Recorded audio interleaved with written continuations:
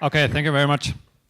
Yeah, as introduced already, my name is Tobias. I'm one of the founders of Parcel Lab. We're actually a German-based company. So we're operating out of Germany. We just set up our office here in San Francisco as we're now entering the US market. And I'd like to tell you a little bit about the potential that every retailer is actually having during the delivery, meaning after the checkout. Couple of words about us, just to give you a rough overview about our background, because most of you won't know us. We are around since 2014. We do already support more than 250 B2C and B2B shippers. So whoever is sending around packages or other kind of shipments, we can take care of that. We're active in 32 countries, so internationally, cross-border, cross-carrier, that's what we focus in. We are available in 17 languages. And we do have customers in all the big markets. All right, what I wanted to start with is talk about customer experience. I won't need to tell you that customer experience is important. But what really is important is that it actually does have a clear revenue impact. Research actually supports this. I just brought along something from the Harvard Business Review where it states that those customers with the best shopping experience, they will actually spend 140% more than those who had the poorest experience. Obviously, those are the extremes, but that's a huge opportunity for the retailers to really, when they allow for a good experience of the shopping that they offer, really make those customers happy, and they will say thank you when they buy again. The most interesting question now is actually, where does the customer experience starts? It starts with the first touch point. So whenever there's like the first interaction between the retailer and the customer, this is where it all starts. So it can be some kind of marketing, it can be some kind of emails, it can be an ad. This is where it starts. But most importantly, when does it really become relevant? This is the most important questions that you guys have to ask yourself. When do customers really become involved? That's when they hit the checkout button. That's when they start to care, because that's when they actually made the decision. I want to have that product, and I'm willing to pay that price, and now it's mine. Now I really care about what's happening. And this is where it all starts off. And this is where we see in the market, most retailers, not all of them, but most of them, do actually say goodbye. So it's going to be like, okay, thank you very much for your purchase. Here's your dispatch confirmation, here's your external FedEx link or whatever it might be. Goodbye, take care by yourself. Yeah, I don't want to talk with you anymore. You can look it up by yourself. You got the tracking number. Please don't touch or talk with me anymore. And that's a big issue because, like, actually, in this process, when you go and you do online shopping, there's just no more engagement between the retailer and the customer on the other end. So they just spend days waiting for the delivery with nothing happening. Yeah, you had them a couple of minutes in your shop, and then like you had the opportunity for a couple of days to talk with them, because during that time they will be responsive. Yeah, they will be receptive to what you're talking about. You do have their full attention because they just bought a product. Yeah, so they care about this. And that is just a huge opportunity that most retailers are missing when you look at the branding aspect and really the trust building that can happen during that time. When you look at the big players like Amazon or Walmart, they do this kind of stuff because they would never let go the customers. They would always keep up that customer contact. That does have one very significant impact when you think, or maybe just when you put yourself in the position. When you go online, you buy something. When are you actually going to judge the retailer or the shopping experience? It's not going to happen at the checkout, yeah? Because the delivery is such an important bit of the entire experience. When something goes wrong during the delivery, will you be happy with your product?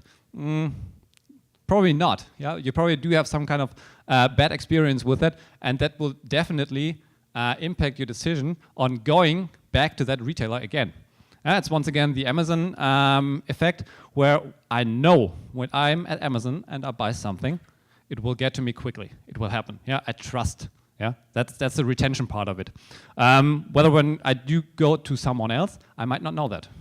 So there's a lot of stuff that can actually happen during the delivery that will make people come back to complain, will make people come back and I don't give bad ratings, and it all just happens because the retailers are not close to their customers. They'll leave them alone. Yeah. And this is something where we see that most retailers should engage. So the retailers should stay close to their customers. Yeah? They need to manage the entire customer journey, not stopping at the checkout, but really enlarging it over the checkout throughout the entire process. And that is not just saying, okay, thank you for your purchase. That is actively guiding the customer through the entire delivery process. Being there for them, being proactive when something goes wrong. Yeah? And don't have to wait for customers to come back and complain. And then it's already too late. I can't do much when a customer is irritated. But what I can do is when I realize something might not happen as the customer expectations are, so for example, a certain delivery time, I might reach out to them proactively. Yeah? Before they get mad, before they call up, or before they do some bad reviews. So that's a very important topic. But in order to do this as a retailer, you really have to do it well. Because if you don't do it well, you do have an issue.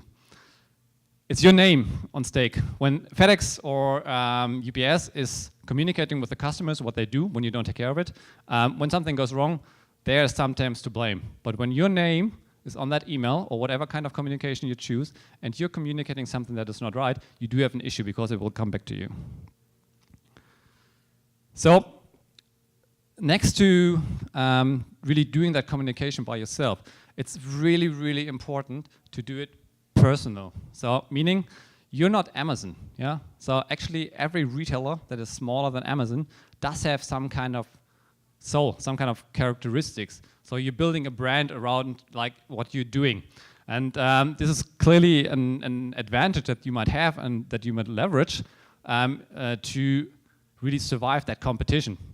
So you don't have to be anonymous. Yeah? You can really be the one who's talking to your customers. Yeah? Build up a human-like connection, because that's something what your customers will really like, and they will also what will help them to build up that trust and the retention that it will actually pay off to.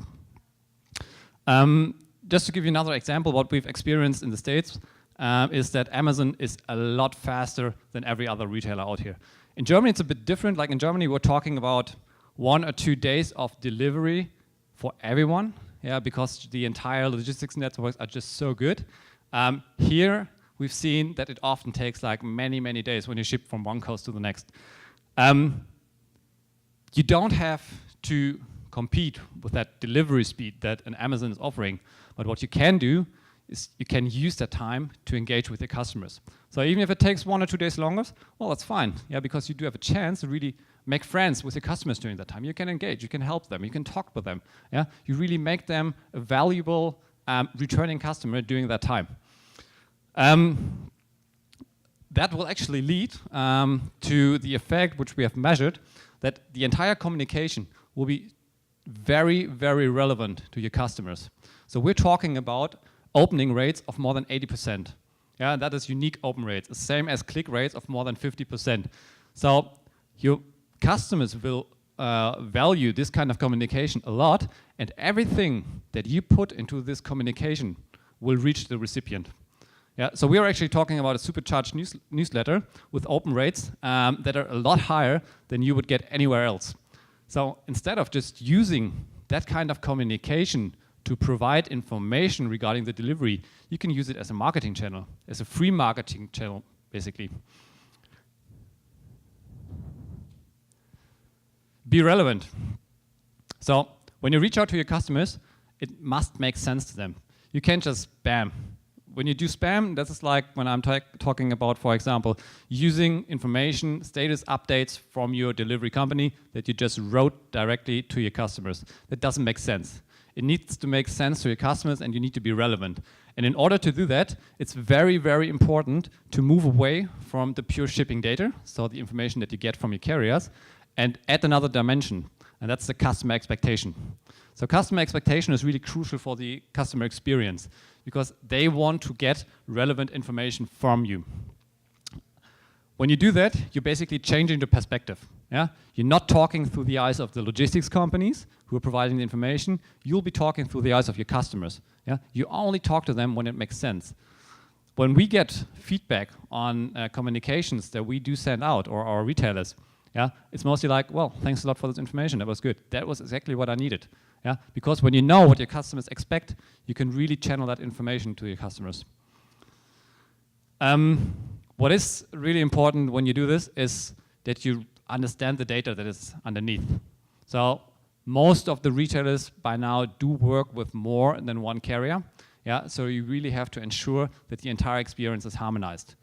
Yeah, so when you look at the data, make sure it doesn't matter whether it's a UPS or a DHL or a FedEx shipment, it always needs to be the same for your customer. So that really needs to be seamless, that needs to be easy to understand, and it always must be the same. As well as validating that information. We've seen it many, many times that there's simply wrong data coming from the carriers, which will obviously lead to a wrong communication being sent out to the customers. And that's bad. Classical example that we've seen many, many times is some kind of delivery guy wants to make a delivery, and on the way to that house, for example, he's already like using his handheld and telling the customers, okay, the parcel has been delivered, and then somehow realizes, okay, it's the wrong address. So what does he do? He takes the parcel, brings it back, and I don't know, 20, 30 minutes later, checks it back into the system, and then tries another delivery attempt probably the next day. When you, at that point of time, would have reached out to your customers within your brand communication, telling them, hey, awesome, your parcel is there, we're very happy, and it is not there, yeah, you do create a lot of problems, because what happens is exactly what you want to avoid. Your customers, they're going to be irritated. Your customers are going to most likely call up in your customer service department, so actually create some kind of effort for you, and for sure, you will have ruined that entire shopping experience. Yeah, so that customer is definitely not coming back to you. So it's really, really important to understand that data. If you push out those communication, you have to choose the right channel as well. Retailers quite often come to us and ask us what's the right channel. We often can tell them. I mean, we can do some consulting and guiding and tell them, okay, in that certain industry with a certain products, you might use that channel, but it's always the customers actually that need to decide this. Yeah, so you might have a very young customer base, you might have an older customer base, so you want to choose text, you want to choose email, you want to choose Facebook, I don't know, Snapchat, wherever you find your customers, that's actually the channel you want to use. Yeah, maybe you want to route them into, I don't know, the Facebook stream. It doesn't really matter, but it's up to your customers to decide. Yeah, and they can actually make that decision during the checkout process. When you do all this, you actually allow for this relevancy to happen. So really when you're sending out the right messages via the right channel to the right people with the right content. And then that's when it really becomes customer centric, and that's when it really makes sense to the recipient. When you do that, we measured that the NPS will go up by 10%.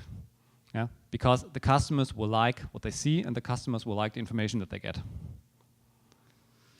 All right, to give you some use cases, what this actually could look like. When you are monitoring expectations, that is most often a certain delivery time. When you do find that there's something going wrong, there's a lot of stuff that can go wrong during the delivery process, so it can be misrouted, it can be damaged, can be left somewhere, which will prolong the actual delivery date. You want to inform your customers immediately. You don't want to wait for them to come back to you and tell you what went wrong.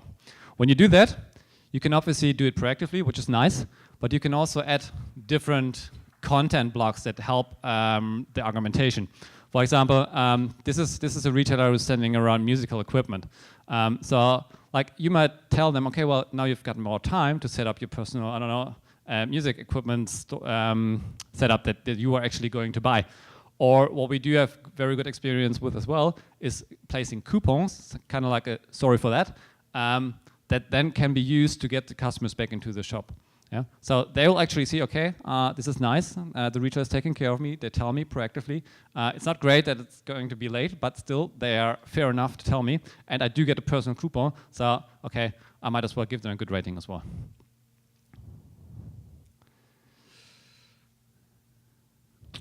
All right. So what we've seen here, and once again, these are really measured figures from our retailers, that they were able to reduce the inquiry rate by 33%. So meaning that those inquiries, especially those where it's like, where's my package, when's my parcel going to arrive, like they won't happen anymore because you're pushing out that relevant information right before the customer actually realizes that something's going wrong. You can also help and really build that trust during the delivery. So here we're talking about, for example, if you take that use case, if you have in-store pickups, so you the parcel needs to be picked up somewhere, yeah, you can provide that information, yeah. It doesn't have to be UPS or FedEx who's providing that. Make your brand be the one who's providing it. So that really helps you to show the customers you care, yeah, you're there for them. You can add other data sources. For example, you can add a Google Maps integration, so you just need to click on it and then just be guided straight to the pickup store. You can add traffic information, you can add weather information, whatever feels relevant, you can be added as long as you do the communication by yourself. And once again, it's just branding, branding, branding on every touch point.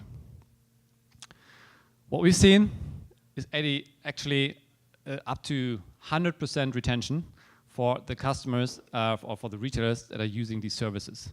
Yeah?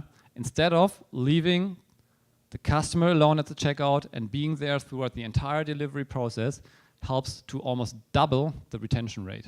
Yeah? So they come back quicker and they come back more often when they trust you. That is very, very important.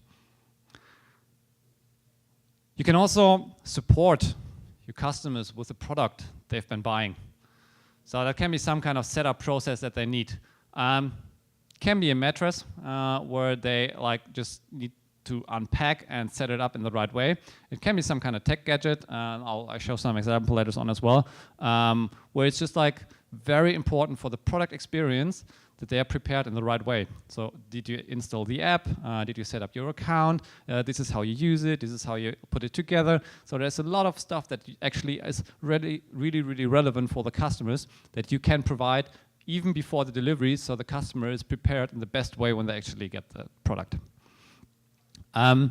Obviously, all the links that are placed into this kind of communication will route back to your online platform. Yeah? So there's no external link leading to FedEx or UPS. They will always come back to your shop. And that, oh sorry, I forgot about mentioning that. Yeah, we measured 8% increase in cart sizes. Yeah? So people who trust you, people who've been using our solution have seen this increase because when you think of it from a psychological point of view, when I'm shopping online and I do have that trust that I know when I hit the buy button, it's going to come and it's going to be good, and I don't need to worry about it, I will just buy more. It's once again the Amazon effect. I just have that retention building done before, so I know that it's going to work, so I'm not that skeptical anymore. Right. Paired with that outbound communication, so whatever you're pushing out, which channel is totally up to you. You also have to provide something like track my parcel site. This is very important because there are many, many customers who want to know more about what is happening. So as soon as you hit the button, track my parcel, you'll need to land on a page that is within your shop environment. Yeah? Once again, no external links. By doing that, you do have the very clear benefit of actually bringing back 3 out of 4 customers back to your platform. Yeah, so they're not lost. Yeah, you always get them back in your ecosystem, and you can provide them with the information that you think is necessary. Yeah, you can put all kind of content as well in the messaging and on those track my parcel sites. It can be static. Yeah, it can be weekly offers. It can be dynamic, it can be product recommendations, it can be coupons, and I will be showing some examples of that pretty soon as well. It's just totally up to you. As long as you do that communication by yourself, you're totally free to use it as a marketing channel that you would like to have it. Right. Another thing that we do have very, very good experience with as well is what you can see here. It's not just the actual trace of the parcel, but it's also something that we call an action box. This is once again the relevancy part. Consumers don't want to know everything. They just want to know or want to be informed about what is relevant for them. So for example, talking about this tracking page, if a parcel or a package is still being shipped, you want to tell the customer the time of delivery, because that's what they care about. If that package is ready to be picked up somewhere, you want to tell them where to pick it up, what the opening hours are, like what the address is. And if that thing is actually delivered, well, you might as well ask for feedback. Yeah, so there's different information bits that you need to channel at the right point of time for the customers.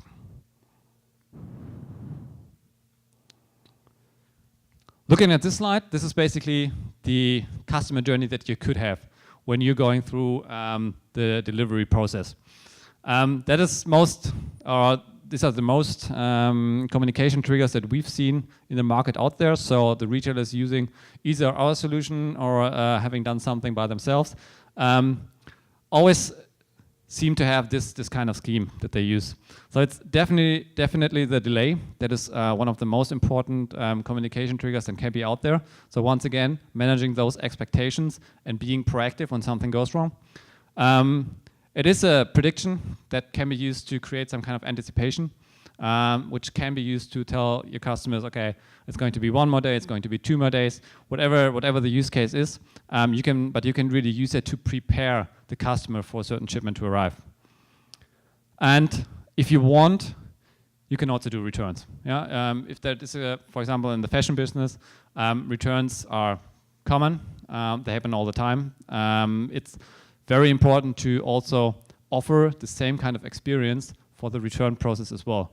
Yeah, because customers do get a bit nervous when they're sending in returns and they don't hear anything. Yeah, because they've paid for it and now they want their money back. So you might as well tell them what's going on, what's happening, and give them all the best information. Okay, let me just show you a couple of examples. What we have done with certain industries.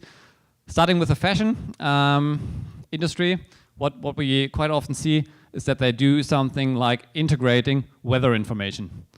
Why do they integrate weather information? It's because when they know at what point of time the package will be delivered at what location, they can also look up the weather for that location. So here we do have an example for some sunnies, but you might as well think of another use case where you're selling a t-shirt, for example.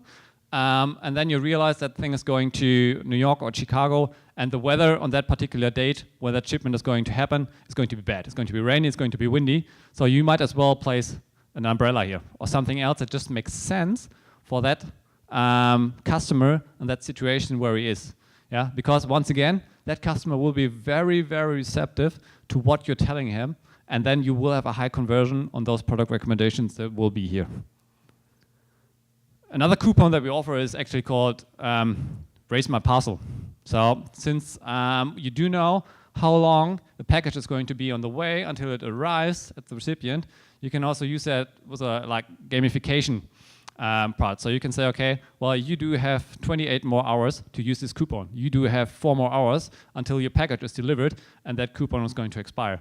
So creating that kind of urgency actually helps for those coupons to be used. Yeah. Just another example of how you can use that additional touch point that there is. And last but not least, this is like a classic recommendation example just for cross-selling or placing accessories that might be relevant for a certain product that a customer has bought. Once again, you will see that the entire communication is fully personalized. Yeah? So it's not just the information, pick up your parcel or your parcel will be delivered. It is like starting up with, dear Tom, we're super happy that your package is going to arrive soon. By the way, this is what you bought, and well, you might as well be interested in the other stuff we're offering.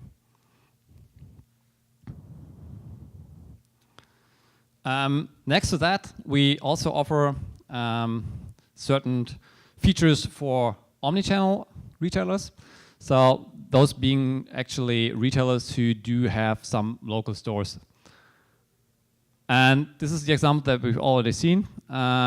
What we also do suggest to do is to offer localized coupons, meaning it might be a pure e-commerce delivery, but you know exactly in what area that delivery is going to go, and you do also know the date and time of that delivery is going to happen, and you can combine that and tell them, okay, wait, we have a store nearby, so actually we might want that customer to come into our store and offer him some kind of coupon or anything to have him buy more stuff locally. Yeah. So once again, you're using the additional touch point that you're having for free marketing to route them back into your ecosystem.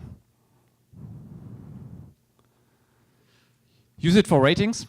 What we've seen is that when you actively engage with your customers and actively ask for recommendations at the right point of time, so meaning like right after the delivery, or maybe if the customers need to experience the product a bit more, maybe one day after the delivery, you will see an uplift of 50% in your recommendations. So, and that being the good recommendations, because you will only send out a request for a rating when everything went well. So when you do see that something went wrong, obviously the customer would not get that link to rate the product or you as a retailer. You can also use it for sharing. So just adding elements to post it on Facebook, do a tweet about it. Like when you're really excited about what you just bought, what you just got delivered to your place, why don't you just use that to really spread the word? And last but not least, I'd like to talk about products that do need some kind of setup. So we've seen the example before with those mattresses.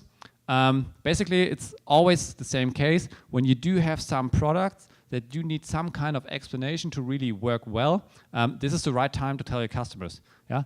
Don't wait until they've tried it, failed, and come back to you. Do it before that. Yeah? Use their attention and make the first steps as easy as possible. So you can really support the onboarding process, and you can really ensure that the entire product experience is great. We had that example as well. This is another one. Very straightforward. Yeah, you need an app to really use whatever product you're getting. Do it before. Yeah, get everything set up. Be ready as soon as the product is there. It will be functioning very well. And then there's one last thing I wanted to mention as well. You can also use those information to actually bring them back in the shop actually before the actual setup.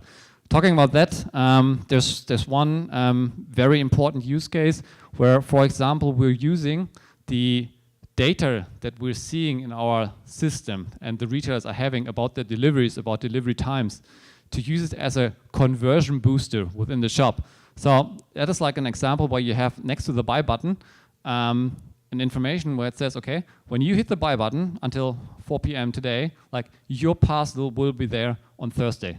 So instead of saying like it's going to be 5 to 14 days, what we see quite frequently, you can actually use the information, the data that you have, to take that uncertainty out of the process. Yeah, because consumers really have a problem to buy something when they're insecure. And when you tell them, and that once again is that Amazon effect as well, if you hit the button now, it will be there next week on Thursday. They are way more likely to make that happen. Yeah, so we've seen increases of up to 2% in conversion when you do that. And just important is when you do communicate such a certain delivery time, you need to monitor what's happening. Yeah, so once again, monitoring expectations. Doesn't matter like where you come from or what you do. Like it's the most important stuff. So when you communicate something, you need to make sure that you take care of that. You have to track that, and then it will work out all good. All right, so that's it for me. I hope that I could at least give you a rough idea of why you should communicate with the customers after the checkout, why you shouldn't let them go, why you should be the one really staying close to them and using that communication as a free marketing channel that will really, really boost your retention. Thank you.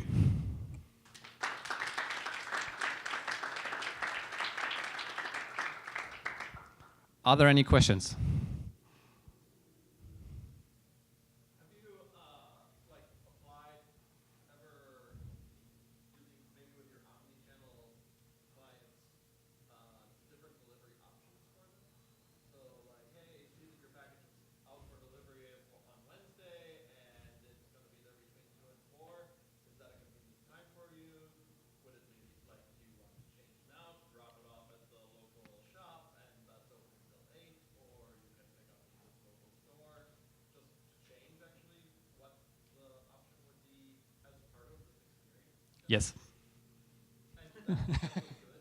Yeah, absolutely, because that's When you actually, it's once again is measuring customer expectations. So when you know when a certain parcel is going to arrive, and then you're asking for, okay, well, is it good for you? Is that suitable? Can you do it? And that is going to be something where I showed one example where you actually predict when that delivery is going to happen. So 1 or 2 days earlier, you ask them, okay, well, please remember, in 2 days, we're going to be at your doorstep. Is that fine for you? Are you at home? Do you want to reroute that parcel to a different location? Or should we keep it for another 2 or 3 days? It always depends on what the carriers are offering. So it's always closely linked to the functionalities there are. But all those functionalities are still possible, and you can do that within your branded communication. Yeah? So it's going to be you as a retailer reaching out to them, telling them, okay, yeah, we know you expect it tomorrow. Is that still fine, or is that something we should do to really make it more easier for you? That is something we highly recommend to include in that communication. Yes? What if it's a non-trackable service? Like on a lot of postal services in Europe, it's really pricey to add on tracking. Yeah. How can we still utilize this customer communication even if we don't necessarily have the, hey, it's out for delivery type information? We fake it. So based on the average delivery times for a certain logistics product.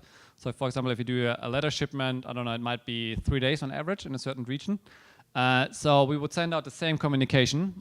So dispatch confirmation, shipment is on its way, shipment is going to arrive, shipment should be there today.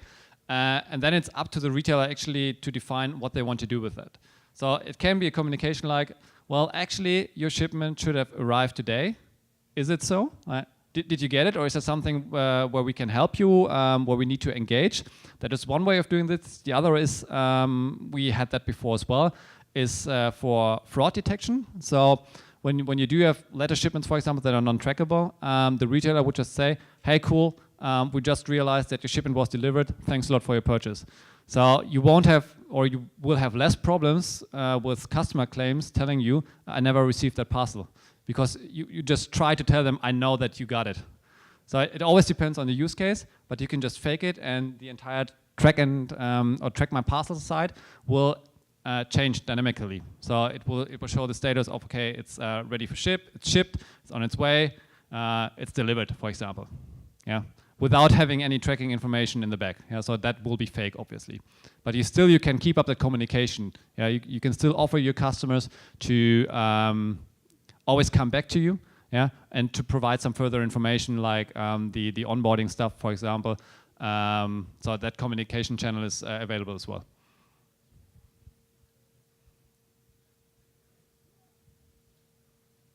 Have you seen like if there's a sweet spot of, I guess, events along the way? Like, do you see that somewhere between 3 and 5, or that if you only provide 2, that it drives up inquiries, or 7 is too many, and it's something along these lines? Yeah, it always depends what's actually happening.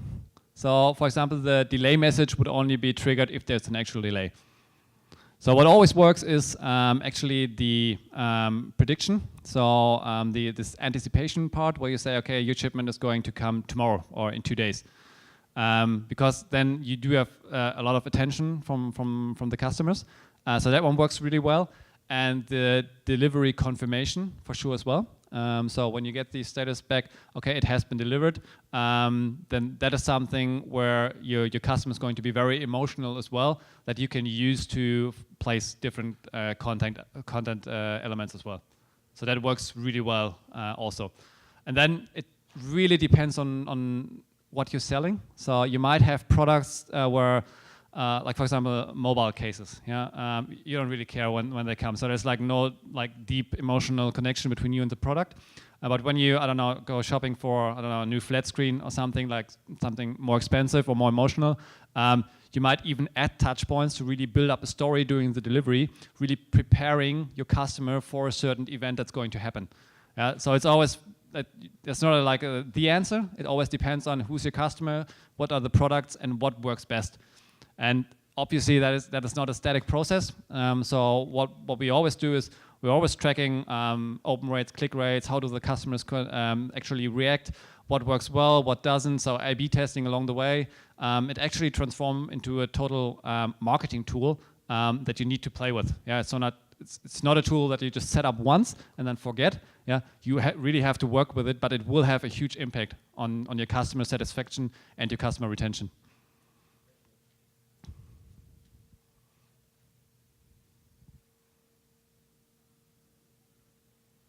All right.